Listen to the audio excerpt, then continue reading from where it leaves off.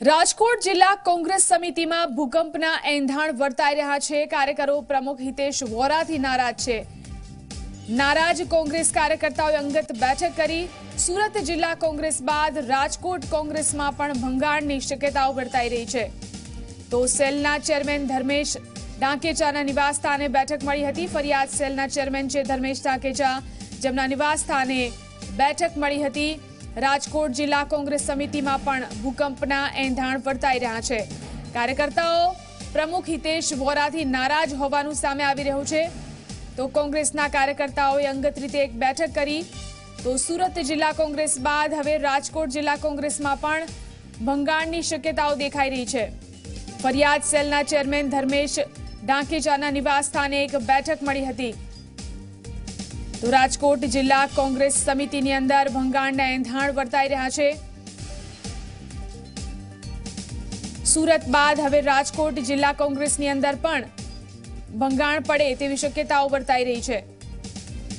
ઉલ્લેખનીય છે કે કાર્યકર્તાઓએ અંગત રીતે એક બેઠક કરી હતી અને ફરિયાદ સેલના ચેરમેન ધર્મેશ ટાંકેજાના નિવાસસ્થાને અંગત રીતે આ બેઠક કરવામાં આવી હતી।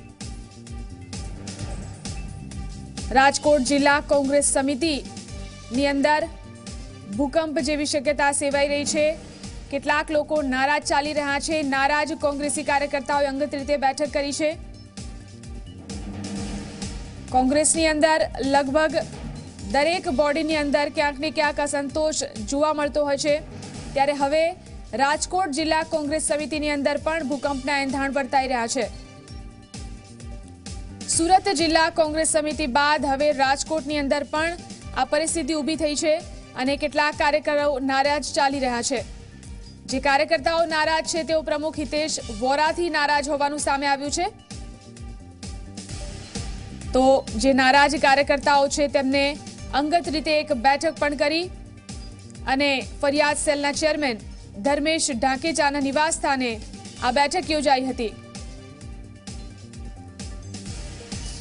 તો રાજકોટ જિલ્લા કોંગ્રેસ સમિતિની અંદર પણ ભૂકંપના એંધાણ વર્તાઈ રહ્યા છે। ઉલ્લેખનીય છે કે રાજ્યની અંદર કોંગ્રેસની લગભગ દરેક બોડીમાં અસંતોષના સમાચાર વારંવાર સામે આવતા હોય છે, જેમાં હવે સુરત બાદ રાજકોટ જિલ્લા કોંગ્રેસ સમિતિની અંદર પણ ભૂકંપના એંધાણના સમાચાર સામે આવી રહ્યા છે। કેટલાક કાર્યકર્તાઓ નારાજ ચાલી રહ્યા છે। કાર્યકર્તાઓ પ્રમુખ હિતેશ વોરાથી નારાજ હોવાની વાત સામે આવી છે। આપના માધ્યમથી હું કહેવા માંગુ છું કે ક્યાં મીટિંગ છે, શા માટે મીટિંગ છે, હું કાંઈ જાણતો જ નથી। હા, બિલકુલ નહીં। મને ટેલિફોન પણ નથી આવેલો કે મેં આના અનુસંધાને મીટિંગ બોલાવવાના છે કે મળી રહ્યા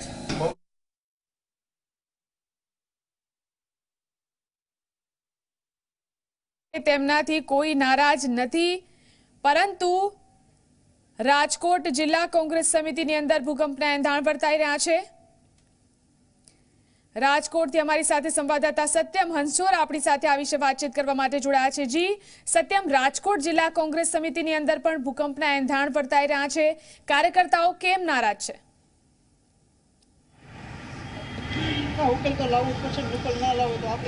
ચોક્કસથી રાજકોટ જિલ્લા પંચાયતમાં ભડકો થયા બાદ હવે રાજકોટ જિલ્લા કોંગ્રેસ સમિતિમાં પણ ભડકો થવાના એંધાણ વર્તાઈ રહ્યા છે। હજુ જિલ્લા પંચાયતમાં જે રીતનો વિરોધ ચાલી રહ્યો હતો ને તે માંડ થાળે પડ્યો છે, ત્યારબાદ હવે જિલ્લા કોંગ્રેસ સમિતિના જે પ્રમુખ છે હિતેશ વોરા, તેમના વિરુદ્ધ નારાજગી જે કાર્યકર્તાઓ છે તેમના વિરુદ્ધ જોવા મળી રહી છે। અને જે ફરિયાદી સેલના જે ચેરમેન છે ધર્મેશભાઈ ટાકેજા, તેમના નિવાસસ્થાને આજે બેઠક મળી હતી। આપણી સાથે ફરિયાદી સેલના જે ચેરમેન છે ધર્મેશ ટાકેજા તે જોડાય છે। ધર્મેશભાઈ, શું કહેશો, જે હિતેશ વોરા વિરુદ્ધ આખો જે મામલો અત્યારે ભડકે ચડ્યો છે, તેમના વિરુદ્ધ વિરોધ જોવા મળી રહ્યો છે, શું મામલો છે કે જેના કારણે તેઓનો વિરોધ થઈ રહ્યો છે?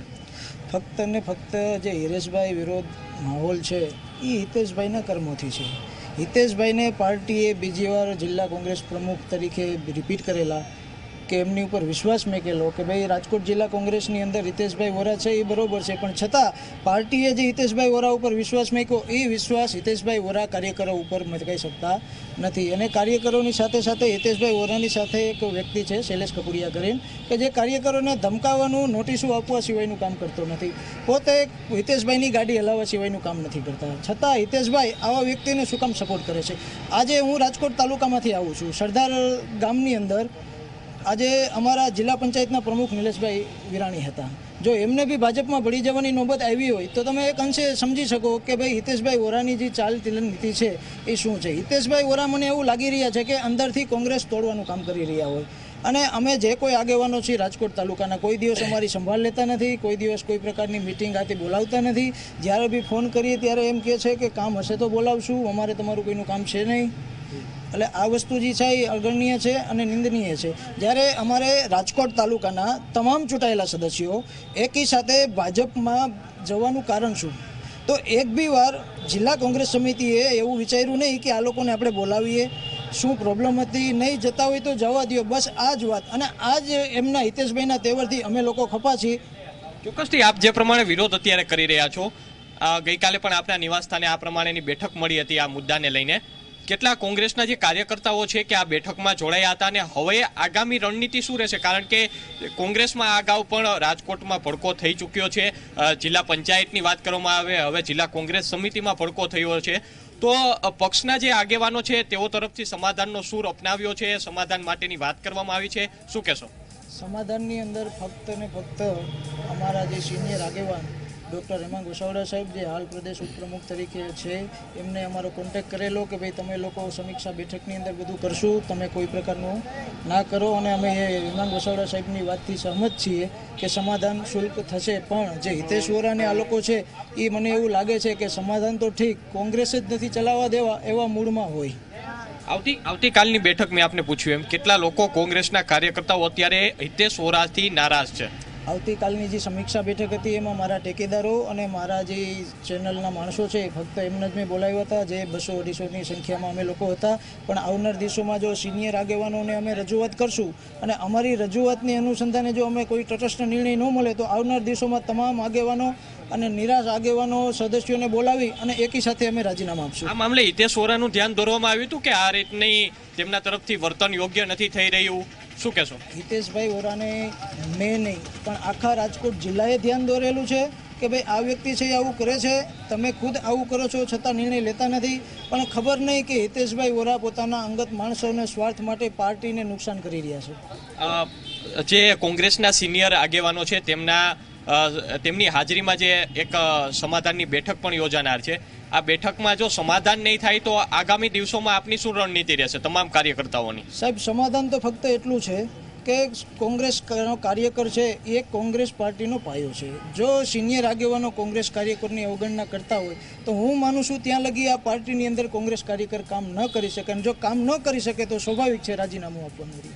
તો ચોક્કસથી આ હતા ફરિયાદી સેલના ચેરમેન ધર્મેશભાઈ ઠાકેજા. તેઓનું કહેવું છે કે જે કોંગ્રેસ જિલ્લા સમિતિના જે પ્રમુખ છે હિતેશ વોરા, તેમના વિરુદ્ધ નારાજગી જોવા મળી રહી છે અને તેમના જે નિવાસસ્થાન છે એટલે કે ધર્મેશભાઈ ઠાકેજા તેમનું જે નિવાસસ્થાન છે, ગઈકાલે તેમના નિવાસસ્થાને મોટા પ્રમાણમાં જે જિલ્લા સમિતિના કોંગ્રેસના કાર્યકર્તાઓ છે તેની બેઠક યોજાઈ હતી અને આગામી રણનીતિ નક્કી કરવામાં આવી હતી. જોકે આગામી દિવસોમાં કોંગ્રેસના જે સિનિયર નેતાઓ છે તેમની હાજરીમાં સમાધાનની બેઠક પણ યોજાશે. પરંતુ આ જે બેઠકમાં જો સમાધાન નહીં થાય તો એક બાદ એક કોંગ્રેસ જે કાર્યકર્તાઓ જિલ્લા સમિતિના છે તેમના રાજીનામા પણ પડે તેવી શક્યતાઓ સેવાઈ રહી છે. જી આભાર જાણકારી આપવા માટે. તો હિતેશ વોરાની સામે કાર્યકર્તાઓ નારાજ છે અને તેઓ આગળ નેતાઓને પણ રજૂઆત કરવાના છે.